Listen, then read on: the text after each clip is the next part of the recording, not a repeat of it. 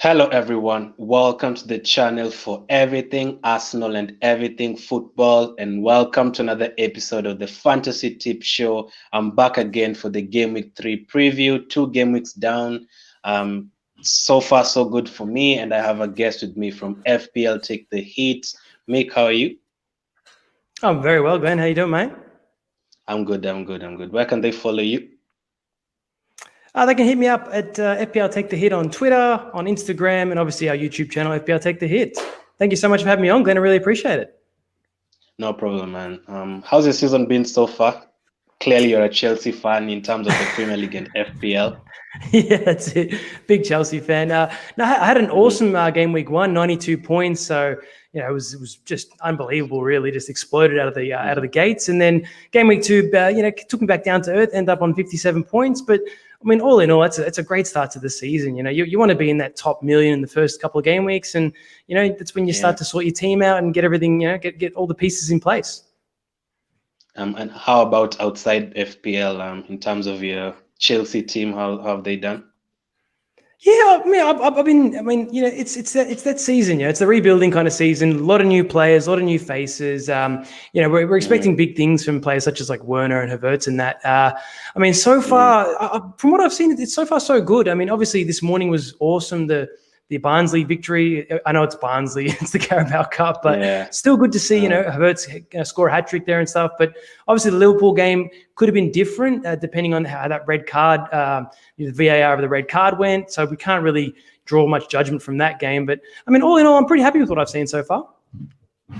Yeah, and since you're already in the Chelsea topic, this week's FPL focus is going to be focusing on Chelsea and their assets. Of course, as you've said, they won 6 goals yesterday. Havertz scoring his first couple of goals. We've seen Werner with 2 assists. Chilwell is back. Thiago Silva is back. So which assets do you think are the best to have, especially against West Brom? Well, obviously this West Brom game's massive. Big game. West Brom seem like one of the whipping boys of the actual league.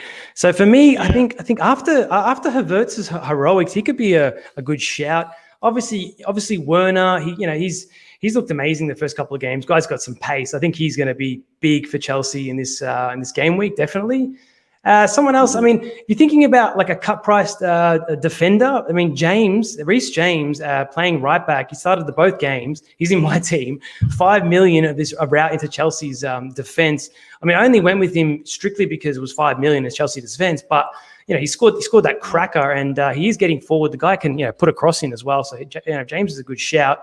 Other than that, I wouldn't touch the Chelsea defense. I mean, unless you want to go Chilwell or Silva, those two players should get some minutes. And then lastly, Ziyech. Once Ziyech's fit, he's definitely someone to look at. And obviously Pulisic as well. The American hero from last season.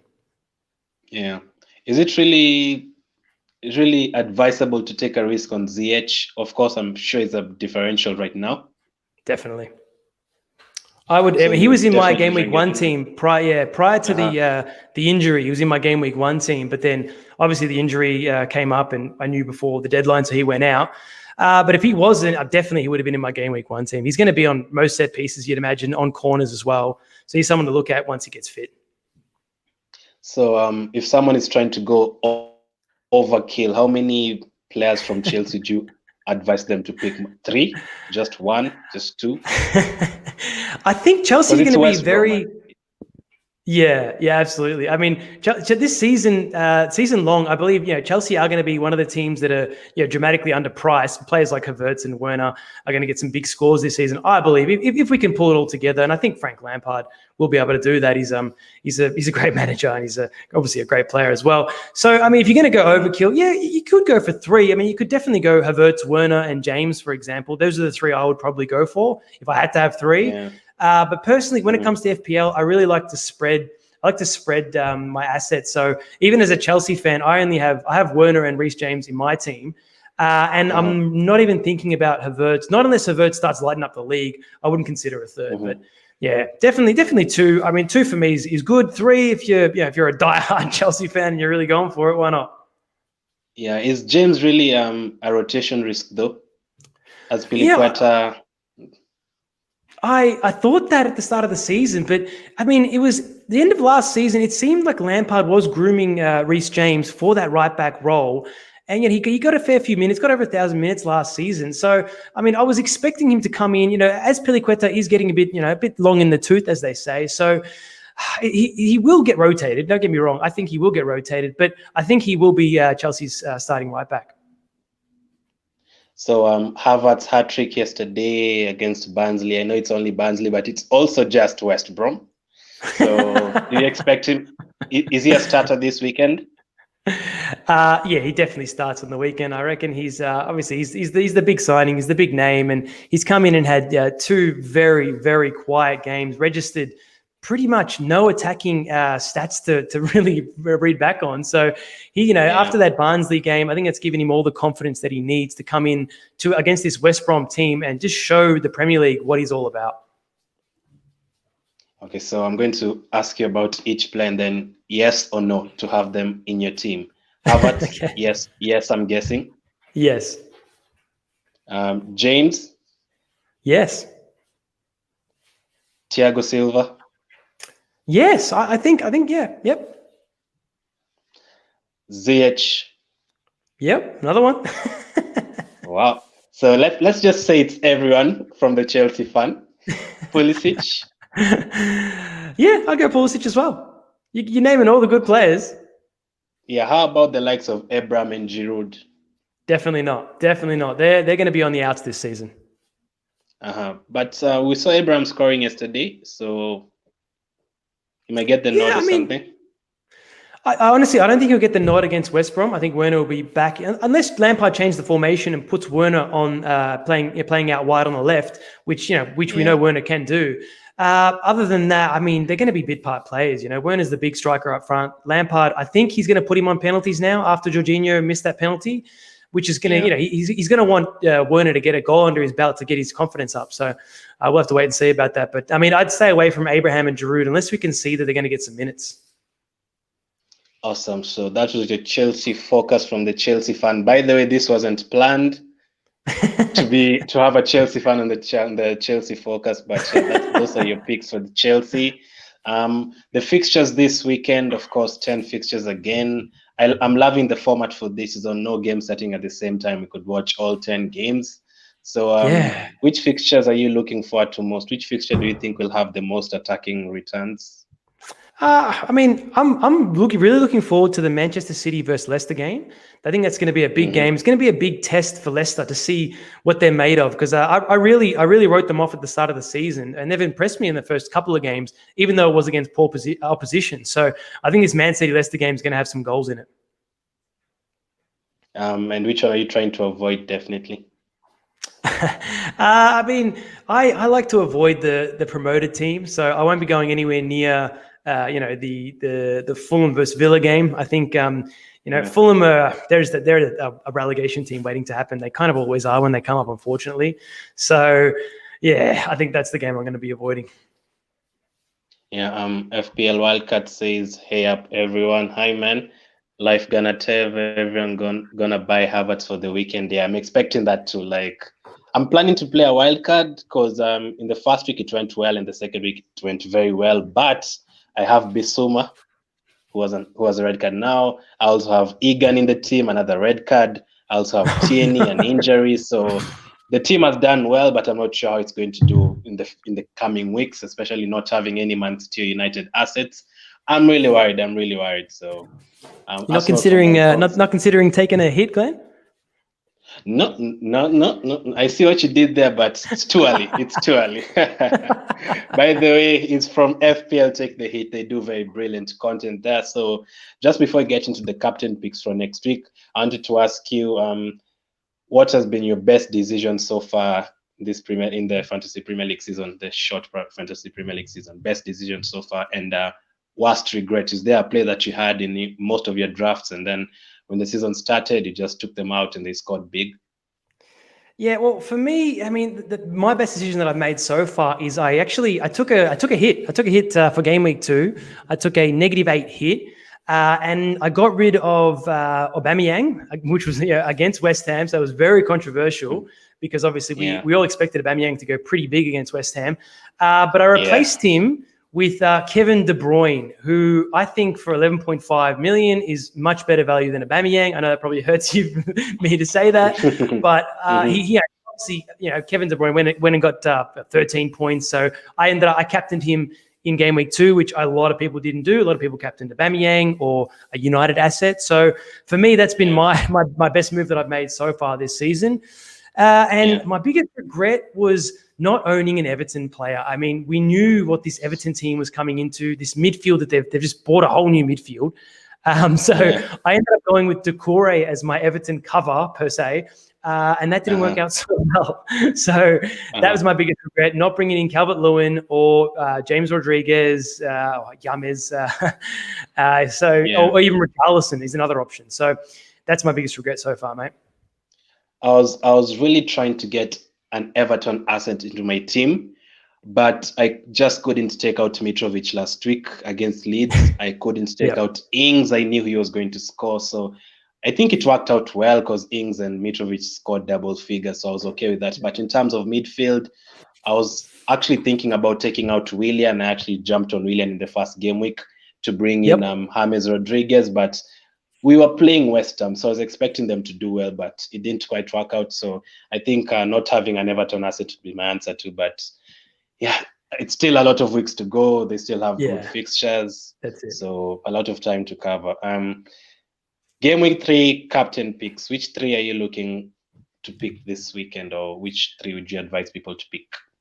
I mean, I think two easy picks for me. Definitely Werner from Chelsea. I mean, this West Brom team looks like they're up for a spanking any old week. I think Salah is a captain pick any week. It doesn't matter who they're playing. Liverpool are playing Arsenal this week, but we all know what Mohamed Salah can do.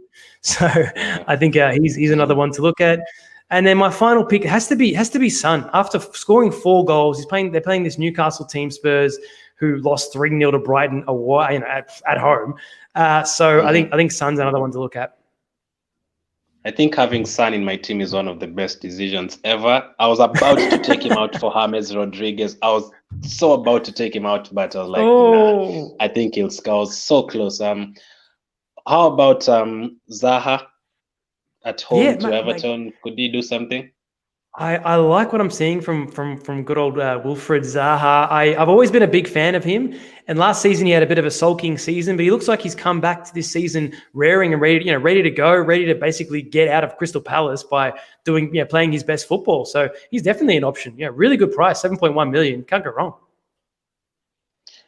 So speaking of differentials, who is your gem of the week? Who do you expect under 5% ownership? Who do you expect to do well this week? Well, for me, I'm going to stick with the Chelsea theme here, mate. I'm going to go with Kai Havertz. I mean, he's under 5% at the moment of recording, but I think he's going to shoot up, obviously, after the hat-trick he scored. So that could be, he's someone definitely to look at. If not him, my transfer of this week was bringing in Podence from Wolves after what I saw from him against Manchester City. For 5.5 million, and now with Jota leaving, I think Podence gets the majority of the starts upside along Jimenez, and he's going to be chief creator in that team. Oh, that's a good shout. And Mitrovic at home to Aston Villa, Watkins away to Fulham. Yep. No, both good options there. We're gonna have to see what we can get from Ollie Watkins. I like what I saw in his debut. Had a couple of good chances, but he's got a lot to prove. And which team are you avoiding completely for this weekend? I have not liked what I've seen from Sheffield United. They were one of the love childs of the Premier League season last season. And, I think with Ramsdale in goal, it's a completely different story in that defense. Henderson marshaled that defense and made it what it was. So I'm completely avoiding Sheffield United at the moment. I think Leeds are going to put a couple past them pretty easily. Oh, it's frozen. Oh, you went out a bit, sorry. Okay. But Sheffield United, I'd agree with that. Yeah, I've been avoiding them for the whole season, but I still went with Egan, and he punished me very badly. So I was about to go to 90 plus, so it hurts. So I also wanted to ask you about these two guys. So in the first week, I had Mane, and I didn't have Salah. It really hurt when Salah scored a hat-trick, but in the second week, Mane recover that, and Salah didn't get any returns. So, what is your thinking about these two? Like, would you just stick with one until the end of the season, or do you have to have Salah, or both? For me, I mean, I've played this game before. I've played the Salah and Mane game, and it never ends well when you're chopping and changing. So you've just got to stick with one. Just pick one and stick with him. I made the mistake last season of trying to do a chop and change, and I ended up missing an 18-point haul from Mohamed Salah when he got that massive haul. So for me, it's just stick with one, and that's it. You just got to pick one. Whoever your guy is, they're both going to be amongst the same amount of points. They're both going to get 200 plus points. So just go with one of them, and that's it. Yeah, I agree. I think I'd agree that. So I'll stick with Mane, but Salah on penalties. I'm not sure. So that's the killer. Another last question. I think the last two questions. Which three? I always ask people in the last part. Which three players do you think will score highest this week, or which three players do you think will definitely score this week, apart from the captain picks you mentioned? Yeah. All right, so that's a good question. I think we're gonna see a change Manchester United. So I think you look out for players like Fernandes and Rashford to get on the score sheet. I reckon this week, and definitely, and probably as well. I gotta say Kevin De Bruyne again. He's my boy. I love Kevin De Bruyne, so he's one of my all-time picks always. Man, I don't have any City and United assets. Too risky, right? Yes, definitely. I mean, they're going to start firing, and also we saw what City can do, and United are not far behind them. I think United are going to start banging in the goals very soon. I think as soon as Brighton. I mean, Brighton. We know what Brighton are. So I only have like 8 million to spare. Which City midfielder should I get? Foden, maybe. Yeah, well, I think Foden's such a good option this season. I was a bit worried about him not getting minutes, but obviously he played the first game, got his minutes in that game. So, I mean, Phil Foden could be an absolute gem this season. I think I agree, because really can't afford De Bruyne unless I take out Aubameyang, and the way everyone else is taking out Aubameyang, I feel like it can be a differential, and anytime we score a goal, it is Aubameyang. So, would you sell or keep Aubameyang for now? Liverpool next, Sheffield United, City. I mean, that's the thing. The thing with Aubameyang is he's 12 million. He's a lot of money for an Arsenal fan. I think you have to hold Aubameyang. You have to hold him, because he's basically he's the FPL guy for you guys. Unless you want to go Lacazette. I mean, Lacazette's played 2 games, scored 2 and 2. You just don't know if he's going to hold that position with Nikita. Just waiting in the wings for him. So. I mean, for me, I'd sell Aubameyang personally, like I did. I think there's more value in Kevin De Bruyne. So that's my answer to that question, mate. Yeah, and which keeper do you think will definitely keep a clean sheet this weekend? Clean sheet this week? Well, that's a toughie. That's a real toughie. There were 44 goals last week, only 3 clean sheets. So, and for the 3 clean sheets, there were Jorginho missed a penalty for you guys, and Landstrom missed a penalty for Sheffield. So it could have been no clean sheets at all. So which team do you think will keep a clean sheet this weekend? I'm going to go with Wolves. I think that Wolves defense has something to prove. West Ham, West Ham don't look very good this season. I'm not liking what I've seen from them so far. Basically, Antonio will bust. So I'm going for Wolves. Well, I think I'd agree with that. I also don't have any Wolves assets. I'm starting to get worried very, very much right now. But yeah, thanks very much for coming on. Mick has a stream very soon, so I've never done such an early stream, but I had to do it for you guys. So thank you so where much. Can they follow you, Mick? Yeah, at FPL Take the Hit on Twitter and at FPL Take the Hit on Instagram. FPL Take the Hit on YouTube will be live at in literally an hour. Yeah, awesome. Thanks very much for coming on. I'll definitely get you on again. No, thank you so much for having me on, Glenn. I really appreciate it. It's been an awesome stream, man. I really appreciate it. Awesome. And if you want to join my league, there's the code on screen right now. The direct link is in the description if you want to join it. Thanks very much, everyone, for watching. It was quite an early one today, but I appreciate you guys coming on. Keep staying safe, and I'll catch up with you guys later.